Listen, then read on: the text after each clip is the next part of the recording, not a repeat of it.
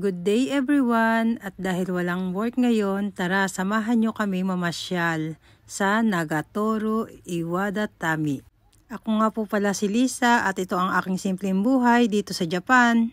At dahil walang work ngayon sa linya namin, kaya naisipan nila na mamasyal.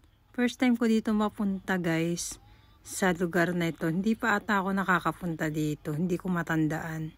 Kaya tara, samahan nyo kaming mamasyal. Nag-enjoy kami sa may bangka.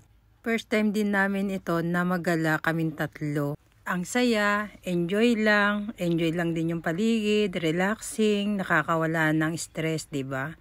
Ayan, paminsan-minsan tayo'y magala at mag-relax din pag may time. Alam nyo na, busy sa work, walang panahon magala, kaya sulitin natin at i-enjoy lang natin ang paligid.